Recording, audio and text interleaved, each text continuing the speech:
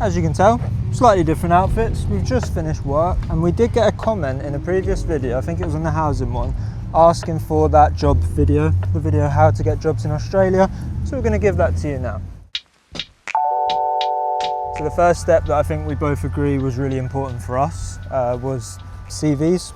Oh, yeah. Really important to make sure that your CV says what you want. So in England, I think we kind of make a general CV that has a whole job history on it. Might be a couple of pages, might be even longer. I think here they very much skim read, and you want to have your past 4 or 5 jobs on there. Yeah, Relevant jobs. Yeah, so say you want to get a job in hospitality, which they call hospo in Australia, then you're going to want to list only jobs that really have relevance to that. And if your jobs don't have relevance, you want to kind of add relevance. Yeah. So add a few bullet points showing key skills that might have a transferable quality to the job that you're looking for. Yeah, definitely. And they also have, we thought initially it was just for FIFO jobs that they have this thing called an ATS system, which basically scans your cover letter and your CV, and it needs to be in a specific format for you to get through that initial stage and have the things written on there that it's looking for. But this also applies to other jobs as well. So a lot of companies do use this tracking system where, and we can put some info in the caption maybe, but even the font size matters, the type of font matters so that it's easily readable, the amount of columns on the page, like the less the better if it's all just in one. Yeah, I think it's quite important to have a one-page CV. Yeah, we'll get onto some reasons why later on as well. But yeah, the main things when building your CV, definitely build one, because obviously some websites will allow you to build one through their website, but it's good to have your own. Yeah, making sure that you're identifying the key reasons why you're going to be good for a job. So a little personal statement that's only a couple of sentences at the top, then go into your sort of experience, any tickets that you have, which are like qualifications, which we'll get into as well a little bit later in this video. And then, yeah, just generally making sure that it's all clear, succinct, easy to read, easy to scan through. Yeah. And also another important thing is at the start we only had our English numbers on there, even though you put your email address so they could still have contacted phone us. numbers. But we then met someone who said no one will email you, they will only call you. So if it's an English number, they would have just put you in the chuck pile. So get Australian an Aussie phone SIM number. straight away. Yeah, that's a very good point, yeah. Another thing that's really important to get in a job here is tickets, qualifications. Like they're in Australia, and different states in Australia have slightly different tickets, slightly different laws, slightly different courses and stuff like that. But if you want to do hospitality, you need to have a food handling ticket. If you want to work behind a bar or with alcohol, you're going to need the RSA, which is Responsible Service of Alcohol. If you want to work in a casino or a betting shop or anything like that, you need an RSG, which is Responsible Service of Gambling. And then white card is if you want to work on any construction site or farm or anything like that.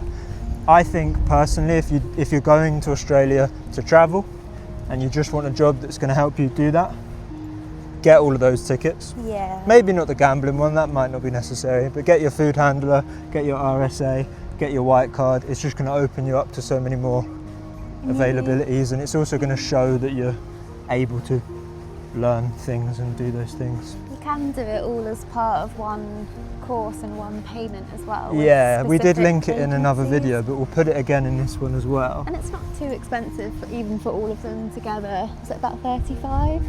Yeah, I think it was about $70 or something like that, so pretty affordable. If you spend a couple of days solidly doing it, you'll get them all done. It does take, there's quite a few, I think in one of them there was over 100 questions, and it's quite tedious, but it doesn't really take too long if you could kind of bash it out in a day. Yeah, and you can kind of use Google and stuff to help you out with it. You don't have to, it's not like exam conditions or anything, it just wants to know that you've read the content, you understand it. Pretty easy. Another really good thing with the tickets is to make sure that it's not just on your CV but also in your cover letter, because they are really looking for those specific things in those jobs, and they just want to tick that box that you've got those things. Yeah. What else did I say? And then it's important as well, I guess, to put on your CV and in your cover letter that you have a right to work in Australia, because obviously there's so many different visas going around. not everyone who comes here knows exactly what the rules are and stuff like that. So there are visas that are just holiday visas and you can't work. So yeah, it's a good idea to kind of mention from early, we can work, we're legal, here's all of our qualifications, here's why we fit your role perfectly. Definitely, especially because if you apply for jobs through Seek, quite often it does have, you upload your CV, cover letter, and then it takes you through a list of questions about visa and other requirements. Sometimes it asks you for a driving license, things like that. So if you're applying for a job off of Seek, just make sure that you tell your employer or future employer that you have all these things. It'll just make you a better candidate for sure. So off the back of what we just mentioned there about Seek, there's obviously different ways to apply for jobs. Now there's different websites that you can use. Indeed is one that's not used as much in Australia, but it is available, which is you might be familiar with if you're coming from England. But the main one here is Seek. So it's basically just every company's going to list their jobs up on there. It allows you to build a CV within the app as well, and there is a separate app called Seek Pass, which is where you can basically provide evidence of your visa, your driving license, your tickets and stuff like that, and that will then verify you on the Seek app. So basically it's a little tick that the company immediately knows you definitely have all of these things. It's been verified. You can do police checks on there, background checks on there and stuff like that, and you can just have everything. If you've got all ticks, companies are just going to see it and they're going to know that you're going to be a lot less hassle to have to onboard and stuff like that. There's not going to be as much waiting around for these things to verify because they know that you've got everything done. And you can either attach everything for each job you apply for, like if you want to specify a certain type of skill, you can write obviously a specific cover letter or anything like that, but with Seek you can also link it to your LinkedIn, so you can apply via that if you feel like that already shows the right kind of job history that you want to show. And then another website, which I guess you'd include as a job searching website, is Facebook. We personally didn't have a lot of luck on Facebook. It's definitely the more of a way of finding out what jobs are available, not necessarily to get those jobs, but to get a good idea of what's available and what you could be doing. And a lot better for hospitality roles than applying for any other kind of job. There is a specific WA hospitality page, so there might be the same for other states around Australia. And I did get a job from Facebook. We both got 2 jobs since we've been here. I got my first job via Facebook, but I went back through the whole history of the group for all the old adverts going up to a year old, and anyone that had an email, I got in touch with them via email instead of Facebook and just said that you were looking for work a long time ago. I appreciate that job role is probably filled, but is there anything else available for me? And I sent I think 8 emails and someone got back to me. So it's pretty effective in that way. I don't know that the whole just replying to a post and saying I want a job, I don't think that really gets you very far.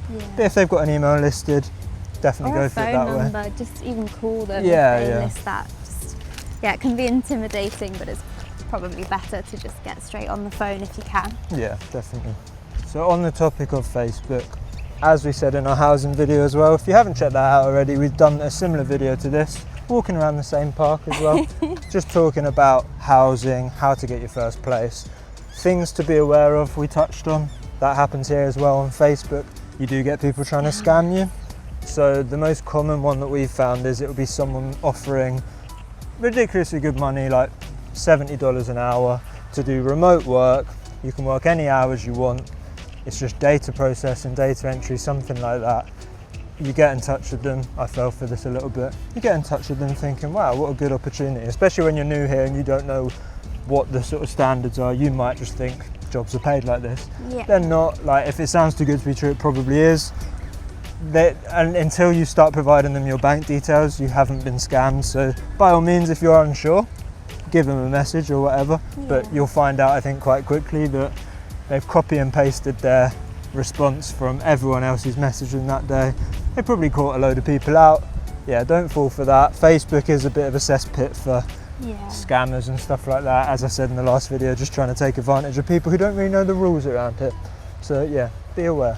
Off the back of applying for jobs online, I think something that's really necessary that we only actually found out towards the later stages of job hunting is cover letters in general. We touched on it a little bit earlier. If you're applying for a job, write a cover letter. If you're applying for a job that you don't really care about too much and you can't be bothered to do a cover letter, they're probably not going to get in touch with you. Yeah. It's probably not worth your time even applying for that job. We ended up writing cover letters for maybe the last 10 jobs that we applied for and got responses from all of them. Got job offers as well. We ended up going to this job because they got back to us first, the hours were right for us and stuff like that. But yeah, like, it's so necessary to write a cover letter, make it personal. It doesn't have to be long. If anything, the shorter the better. Yeah. Couple of paragraphs, one mentioning why you want to work there, one mentioning why you're right for working there, mentioning your qualifications, stuff like that. But yeah, I definitely think that's an important bit of info. Same with the CVs, we'd made separate ones for hospitality, other ones for more kind of administration, 9-to-5 jobs or hotel reception work, because there's quite a lot of hotel reception staff that are needed this time of year. We made another one that was more FIFO aligned. Yeah. So yeah, just tailoring everything as much as you can. Yeah, have a load of CVs and cover letters kind of ready to go, and pounce on opportunities when you see job listings. You can turn notifications and stuff on for Seek, so if jobs that are in this sort of industry you want to work in or similar to ones you've applied for in the past, you'll find out before anyone else. Definitely, and Get yeah, in just there early. try and have those all ready before you get here, because we then spent the first couple of weeks quite quickly realising that we were technically qualified for these jobs, but we hadn't worked in those industries for a while maybe, or we just needed to polish everything a little bit more to make us stand out. So, and definitely. It took quite a lot of time. Yeah, I mean, we booked a call with a person who looked through our CVs and gave us a bit of advice, because originally our plan was to go and try and do FIFO, which is really difficult to get into. But someone looked through our CVs, told us this is really difficult to read for these reasons. We took that and we didn't get into FIFO, but we went and got into other jobs off the back of that sort of advice. And actually the job that we have now, weirdly, will probably help us in some way if we did want to get into FIFO in the future or in the rest of this year. So yeah, you can always think about that too, even if the job that you're after isn't quite available at the moment, just trying to find something that relates to it so that it's still good experience while you're here. I think there's two ways that we found to be the most effective ways of getting a job. The first one is probably the most common here and the one that most people will probably back. Going into shops or restaurants or hotels physically, handing in a CV, because you're going to get to see the manager. They're going to get a good look at you, make sure you're obviously dressed well and stuff like that. And they're going to know that you're confident enough to speak to them and stuff like that. It might be a bit windy.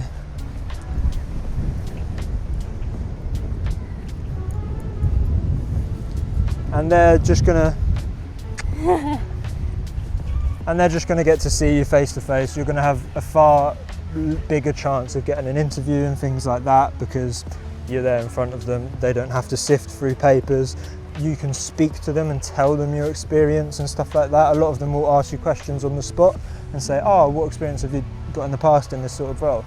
They don't have to read. People prefer that. If you can just tell them information, that's better. It's a lot easier to fake it till you make it in person as well than it is to come across on a CV in writing. So. And less people are doing it, so you've got way less competition. If you just go in with a CV, find a little town. We're in Fremantle. We just went and peppered the streets, handed out about 30 CVs. We went to, was it Office Works or something like that? Yeah. And just got our CVs printed. It was super cheap. It was probably about £5 to print off about 60. I'd say more. Together. Yeah.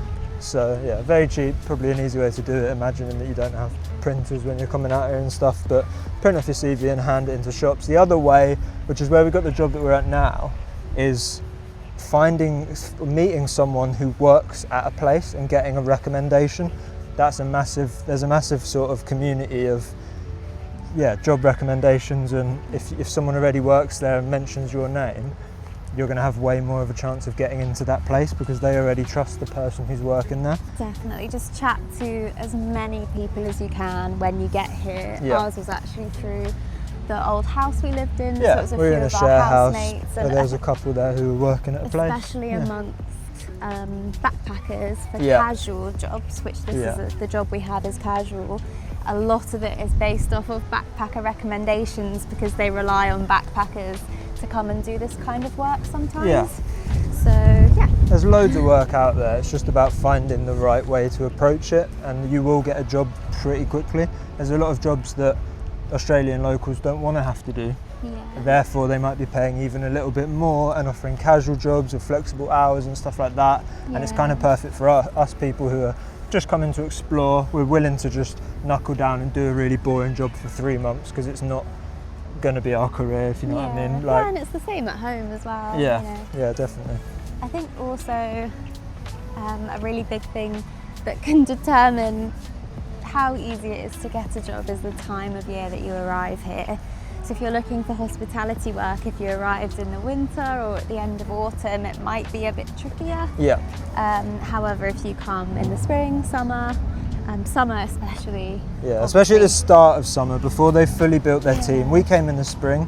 It seemed to work perfect for us because we were coming into the busy period. Businesses were starting to list jobs because the rush was about to come. So you kind of get in at the right time, at the right level. You've got enough. They know they've got enough time to train you up before their busy period.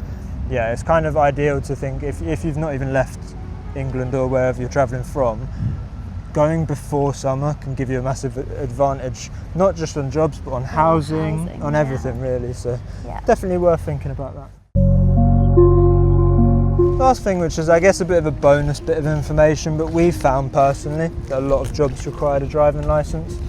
You don't necessarily need to drive in that job and you don't necessarily need a car, but because Australia, and especially where we are in Western Australia, is so spread out, the fact you saying you have a driving licence gives them a bit more faith that you're going to be able to get to work on time. Yeah. Public transport isn't, so regular in Perth particularly.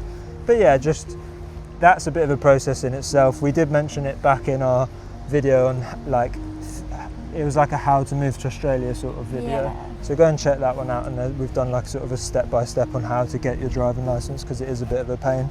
But yeah, that's another thing, if you can list that on your CV. That is the same even if you are from the UK and are able to drive here straight away. They still require you quite often to have an Australian licence and transfer it, which is what we mentioned in that video. But if you're watching it from the UK thinking, oh, but I can drive there, it's fine, you would still need to go through that process. Yeah. Well, thank you so much again for watching this video. I hope it is helpful.